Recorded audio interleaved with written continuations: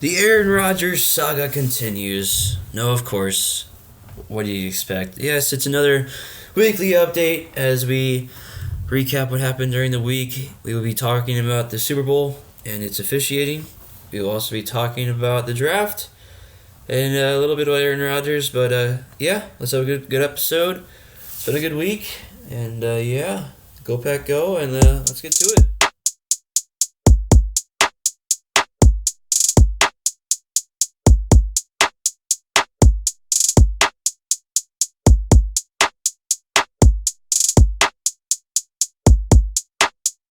Hello, everyone, and welcome to an episode of the Cheesehead Thread, which is a podcast for all us Packers fans. How are we all doing? It's Wednesday, February 15th, the day after Valentine's Day. I hope everyone had a good Valentine's Day. I hope everyone is doing well. But yeah, let's get to it. So, the Super Bowl is this weekend. Really good game. Jalen Hurts cemented himself as him. And Patrick Mahomes did win the Super Bowl. But I do want to quickly talk about that holding call, because to me, you do not, under any circumstances, call that holding call on James Bradberry. James Bradberry said that it was a holding. I don't know how I feel about that. I still think that he might have been told by someone in the NFL that, hey, you better freaking say that, yeah, it was a holding call, or we're going to be really upset with you. And so I think he was covering face, but man, that referee literally decided the Super Bowl. The biggest game of our sport. The game that everyone wants to win. And you want to decide the Super Bowl by calling a cheap holding call? Now let's set this up. It's 2021. The Packers are the number one seed facing the Tampa Bay Buccaneers in the NFC Championship game in the playoffs. It's the second quarter, and Aaron Rodgers has just thrown an interception. But why are all Packers fans upset? Because Al Nazard is literally being held extremely worse than what was called in the Super Bowl. Bunting has his arm in Al Nazard's shoulder pad, and they said that was not holding, and that multiple calls in that game were holding, including the Kevin King one that was called, which was also extremely questionable, which won them the game. But you call that? And it was the back judge referee who's in the Super Bowl 20 yards away. I understand that was a holding. If you want to say that's a holding, that is fine. I am fine with you calling that. But not in that situation. And not when you haven't been consistent all game long. If that was okay for 75, 80% of the game, 90% of the game, and you call it then why wasn't it called any other point in the game? Make it make sense, NFL. Roger Goodell of course, he has to back his referees. Of course he does. But it just it comes off as just covering. It comes off as stupid. It comes off as, hey, we're just going to try to, the NFL referees are better than ever, and they're so good. Dude, you can't even figure out the field for the biggest game of your season, let alone what a catch is in the NFL, let alone half the other things in the league. Two certain circumstances in the Super Bowl where there was multiple reviews for catches or no catches. Can you just please define to everyone in the NFL, including its fans, what a catch is? Because we still do not know what a NFL catch is. Ever since Dez Bryant caught that or didn't catch that ball, which, as for all Packers fans, he didn't catch the ball, right? You should know he didn't catch the ball, but maybe he did, but he didn't catch the ball, right? Ever since then, the ball and the placement of the ball and how long you've had the ball have always come into question. I just wish the NFL would make it clear. Make it clear. Please, make it clear. Decide what is going to be the basic definition of an NFL catch. It's 2 feet, it's control, and it's making sure that you have the ball for a long time. Okay, but did Dallas Goedert have control before he went out of bounds? I don't know. You need to figure that out. And all these reports are coming out about the fact that you spent $800,000 on the field, and yet we see images of Jalen Hurts needing to literally change his cleats in order to just perform in the biggest game of the season. And the Eagles and the Chiefs each have over 50 pairs of extra shoes on the sidelines. What? You're telling me you spent 2 years, $800,000, numerous... Apparently, you've also tried to do this since 2006.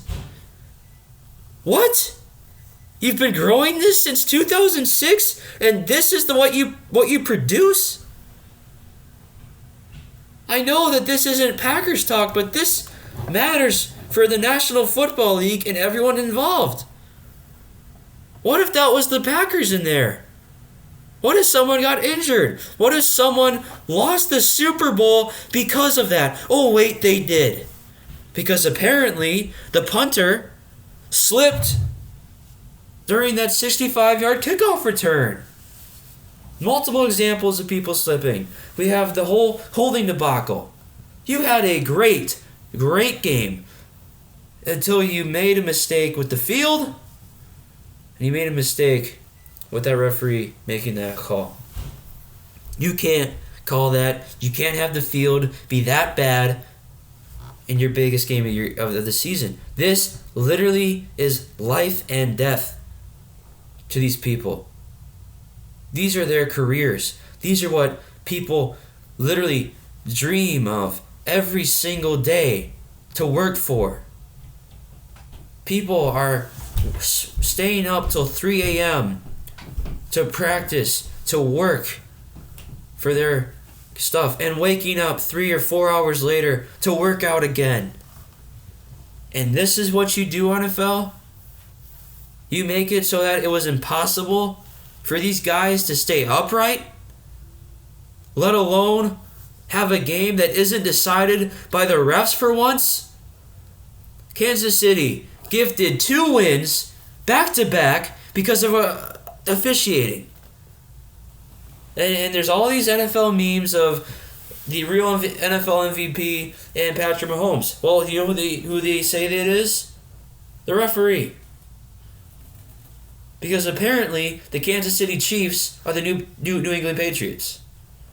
And apparently Kansas City can't win a game without a call happening in the last 2 minutes of a game, deciding the future. I understand. Yes, that was a personal foul on that Bengals player. But that's 2 games in a row where the game comes down to a call. Now I understand. It doesn't come down to one play. I think Nick Sirianni, a lot of respect for him because he could have gone off on that ref, but he remained, he did a good job explaining the situation, making sure that he understood that he messed up and his players messed up. Jalen Hurts had a huge fumble in the game. You don't get that fumble. That's a pick six. I mean that's a fumble 6. They scored a touchdown because of that. A touchdown. Your defense also couldn't stop the same play twice. I get it the first time, but the same play twice? And now you have 31 free agents. Your offensive coordinator, your defensive coordinator are gone. Your quarterback's coach is gone. Jalen Hurts is going to want a bag and a half. a bag and a half. He's going to get paid. Paid. This was your year, Philadelphia. And I'm sorry that an unfortunate situation like a field being bad, the referees taking the control of the game, multiple instances of people slipping, but there were parts for you to blame. There were some parts of you to blame, but I feel bad when, literally the Chiefs are in a much better position for them to repeat when you have literally half your team as free agents. People are probably going to retire. Miles Sanders is a free agent, and you know how bad running backs are in a second contract. It's difficult, man. I know you guys aren't here to have me.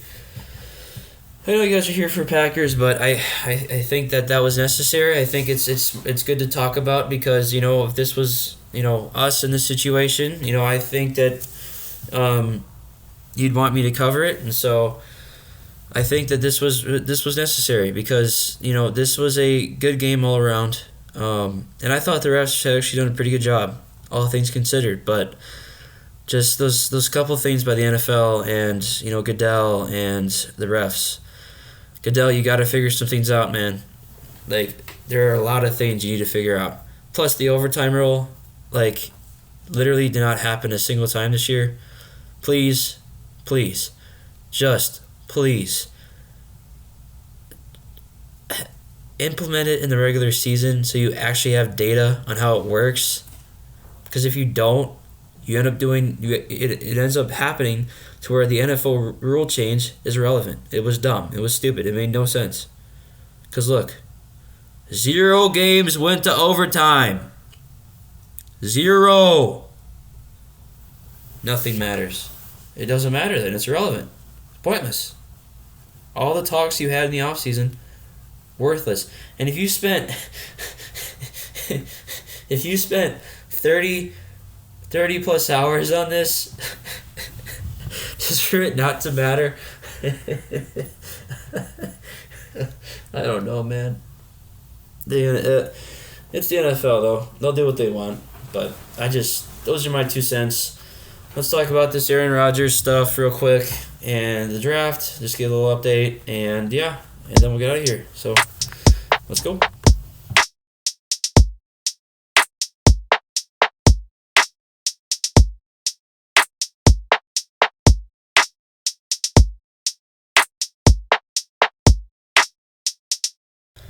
Aaron Rodgers is not on his darkness retreat yet. I thought that was pretty obvious. I think he said somewhere that he was not doing that yet.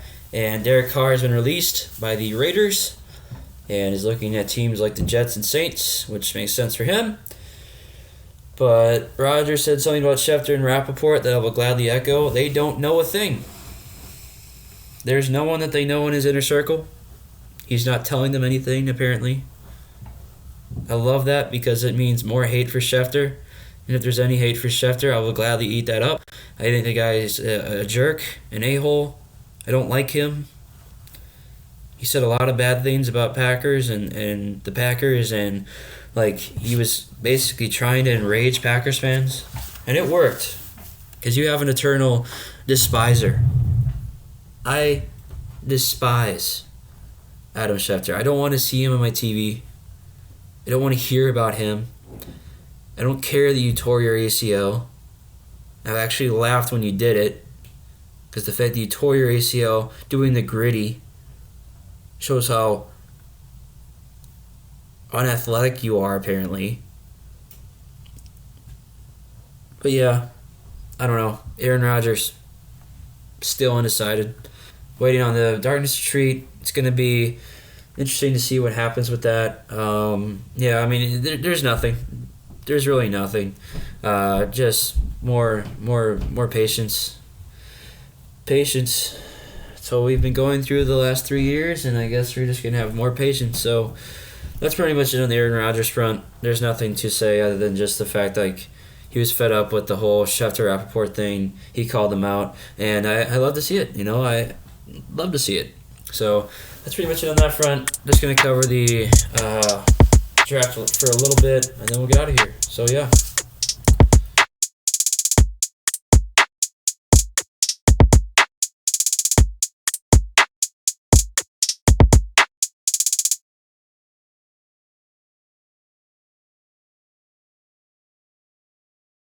Looking at the draft, we've got more of the same faces. There has been a quarterback recently, Anthony Richardson from Florida, has been mocked to us. A couple trade-ups. I've seen a 33rd team on the 12th said that we'd be trading with the New York Jets with Aaron Rodgers, and we'd be drafting Devin Witherspoon, a cornerback from Illinois, and Jordan Addison, a wide receiver from USC, which I think is interesting because every time you see any trade, that's important. There was a trade that I saw that did not involve Aaron Rodgers. It just involved the Raiders and the Packers, where the Packers would receive 7 and the Raiders would receive 15, and we would draft Myles Murphy at 7. I think that's extremely interesting because every time we see a trade up, or that I've seen a trade up, it's always been just, Aaron Rodgers is always involved. But this time the guy went differently. He said, I'm going to have it to be where Rodgers stays on the team, you guys get your edge in Myles Murphy, and yeah, you build around that, which I think is interesting. Mike Finelli had Tyree Wilson go to us at 7 and Bijan Robinson at 15, which involved the Aaron Rodgers trade, which is interesting. I don't see why we would draft a running back in the first round. I could see a third-round running back. Third round and beyond would be the sweet spot for me. I don't think we need a running back that early. I do know that Aaron Jones' time is running out on the squad, but I think it's too early to say that, we should be, getting rid of him. I think it's too early to say that. And I think A.J. Dillon deserves time. I think he deserves a second contract. I just don't think it should be top of market. I think $5, $6, $7 million is perfect for me. That's perfect. But there has been there continues to be repeats. Vinny Iyer 2 times with Michael Mayer, Luke Easterling 3 times with Michael Mayer, and 6 times with Lucas Van Ness. So he does the same thing a lot. Take-a-thon has Jordan Addison times 2. Glenn Morgan has Michael Mayer times 2. Jackson Smith and Jigba 3 times with Eric Smulski. Peter Skoronski to Steven Chia times 2. Randy Guernsey Mayer times 2. Skoronski with Doug Farrar times 2. And Jigba with Haas times 2. I'm just looking to see if there's anything else. Yeah, Brian Brzee, Pete Fiutak times 2. Any others? Matt Anderson, Jackson Smith and Jigba times 2. Michael Mayer, Matthew Jones times 4. I mean, people are doing the same. Yeah, Bleacher Report staff, Jackson Smith and Jigba times 3. So yeah, I mean, there's a lot of repeats. I mean, right now it's kind of like the dead zone because it's just we don't know what's going to happen. Looking at the second round, it continues to be the same positions: safety, defensive end, outside linebacker. Same with the third round. Whether you don't get it in the first and second, you're going to do the opposite. So tight ends, safeties, wide receiver, defensive linemen. And there has been some people who have been doing 7th round draft picks. I've seen Zach Pickens, a defensive lineman from South Carolina, Carter Warren, an offensive tackle from Pitt, D. Winters, outside linebacker from TCU, and Hunter Lupke, fullback for North Dakota State. So at least it shows that people are mocking 7th round picks, which are, really hard to do when we don't know anything testing wise about them. And then, guys like Jartavius Martin, a cornerback from Illinois, and Puka Nauka in the 5th round, because we have 2, who's a wide receiver from BYU. We have 2 5th round picks. And then really just Will McDonald, the 4th, an edge from Iowa State, has been that for later rounds. So it's been pretty consistent. I think next week I'm going to do a player profile again. Right now it's just we're in the dead zone for a lot of things. I mean, the season ended 3 days ago, so there's a lot that needs to unfold. We need to see what happens at these league meetings coming up soon. Free agency is going to start soon, and there's going to be a lot to cover. But my project's coming to an end soon. I don't know what's going to happen with the future of this. My best friend Cheesehead wants this back, and so I'm going to have to be I'm gonna have to be aware of that. And so I'm gonna enjoy the last couple weeks of this, guys. I probably will still be thinking about this, and I'm gonna be continuing to do this, because at least in some sort of capacity, because this has been really fun. I'm really happy you guys are enjoying this, and so all right, it's gonna be it. Yeah, that's probably it, guys. That's pretty much it. There's nothing too crazy happening in Packerland right now. It's pretty dead, but that's what we expected. We expected to go farther in the playoffs, and that didn't happen. And so when we're in this point where there's no more football, Pat McAfee's taking a break. I know that the Locked On Packers will probably go down to 3 to 4 episodes a week instead of the normal 5. So it's gonna be a long off season, guys. Long off season, but March and April are gonna be a lot of fun, and I can't wait. So stay tuned. Hope you guys are doing well. Hope you guys had a good Valentine's Day. Have a good weekend. Have a good week. And let's catch you guys later. This is Cyrus Liga signing off. Until next time, go Pack, go.